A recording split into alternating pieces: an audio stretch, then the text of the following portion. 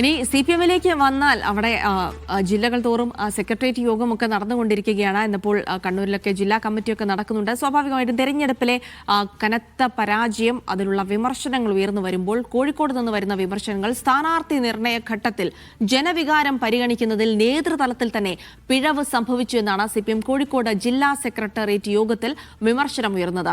അനുഭാവികൾക്കപ്പുറം party കേഡർമാരുടെ വോട്ടുകളടക്കം പലയിടത്തും എതിർപ്പാളയത്തിലെത്തുന്ന സ്ഥിതിയുണ്ടായി. എലത്തൂർ, ബാലുശ്ശേരി, നാദാപുരം എന്നിവിടങ്ങളിലെ തോൽവി തീർത്തും അപ്രതീക്ഷിതമെന്നും ജനഹിതം ഉൾക്കൊണ്ടുള്ള തിരുത്തൽ വേണമെന്നും യോഗത്തിൽ ആവശ്യമുയർന്നു. കോഴിക്കോട് നിന്ന് സലാം മുഹമ്മദ് വിവരങ്ങൾ നൽകും. സലാം, അപ്പോൾ ഒരു സ്വയം വിമർശനാത്മകമായി തെറ്റുതിരുത്തലിന്റെ നടപടികൾ CPM ആരംഭിക്കുമ്പോൾ വലിയ തരത്തിൽ നേരത്തെ തന്നെ സ്ഥാനാർത്ഥി നിർണയം, അതായത് ഒരു തെരഞ്ഞെടുപ്പിന്റെ ആദ്യ ഘട്ടത്തിൽ തന്നെ CPM-ന് പിഴച്ചു. അത് എലത്തൂരിലടക്കം നമ്മൾ പലതവണ ചർച്ച ചെയ്ത കാര്യങ്ങളാണ്. അപ്പോൾ ആ കാര്യങ്ങളൊക്കെ ഇപ്പോൾ CPM തിരിച്ചറിയുന്നുണ്ട്. അത്തരത്തിലുള്ള വിമർശനങ്ങൾ കൂടി യോഗത്തിൽ ഉണ്ടാകുന്നു എന്നാണോ വിവരങ്ങൾ?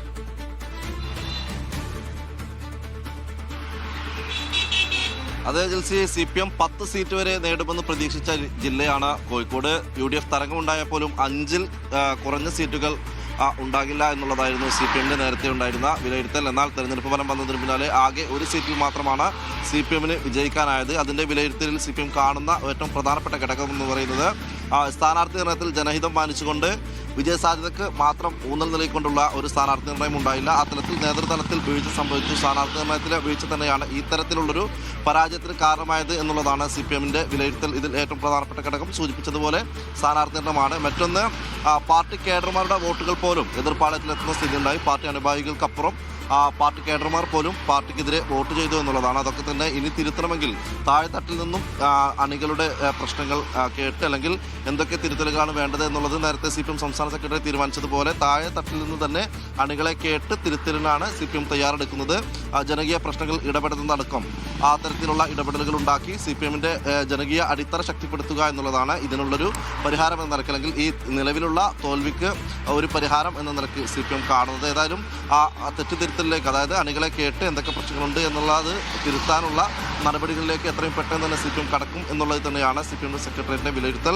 അതോടൊപ്പം തന്നെ ഏറ്റവും ഞെട്ടിച്ച തോൽവി എന്ന് പറയുന്നത് നാദാപുരം, എലത്തൂർ, ബാലുശ്ശേരി ഉൾപ്പെടെയുള്ള CPM-ന് അധികം സംഘടനാ സംവിധാനം ശക്തമായ മണ്ഡലങ്ങളിലെ തോൽവിയാണ്. അത് ഉണ്ടാക്കിയത് ഒന്ന് സ്ഥാനാർത്ഥി നിർണയമാണ്, മറ്റൊന്ന് പാർട്ടി കേഡർമാർക്കിടയിൽ ചില അഭിപ്രായ വ്യത്യാസങ്ങൾ, വിഭാഗീയത അടക്കമുള്ള കാര്യങ്ങൾ പാർട്ടിക്കുള്ളിൽ ഉണ്ടായിരുന്നു. അതൊക്കെ തന്നെ തെരഞ്ഞെടുപ്പിന് ഫലത്തെ ബാധിച്ചു എന്നുള്ളത് തന്നെയാണ് CPM സെക്രട്ടറിന്റെ വിലയിരുത്തൽ. സംസ്ഥാന സെക്രട്ടറിയിൽ നിന്നും PM മുഹമ്മദ് റിയാസ്, അതേപോലെ TP രാമകൃഷ്ണൻ, PK ബിജു ഉൾപ്പെടെയുള്ളവരാണ് പങ്കെടുത്തത്. അവരുടെ സാന്നിധ്യത്തിലായിരുന്നു ചർച്ചകളൊക്കെ തന്നെ. നേതൃത്വത്തിനെതിരെ വലിയ വിമർശനങ്ങൾ തന്നെ സെക്രട്ടറിയിൽ ഉണ്ടായി എന്നുള്ളത് തന്നെയാണ് നമുക്ക് ലഭിക്കുന്ന വിവരം. അതോടൊപ്പം നഗരം കേന്ദ്രീകരിച്ച് BJP വളരെയധികം ശക്തമായി പ്രവർത്തിക്കുന്നുണ്ട്. അവരുടെ പ്രവർത്തനങ്ങളുടെ ഫലമായി തന്നെ അവരുടെ വോട്ട് ഷെയർ ഉയർത്താൻ പോലും BJPക്ക് സാധിക്കുന്നുണ്ട്. അതൊക്കെ തന്നെ പാർട്ടി തിരിച്ചറിഞ്ഞിട്ടുണ്ട്.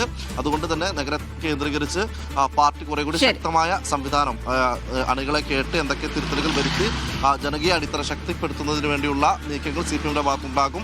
അതിനുള്ള നീക്കങ്ങൾ, അതിനുള്ള പ്രവർത്തനങ്ങളിലേക്ക് പാർട്ടി കടക്കണമെന്നുള്ളൊരു ആഹ്വാനമാണ് CPM ജില്ലാ സെക്രട്ടറിയിൽ ഉണ്ടായിരിക്കുന്നത്. ശരി.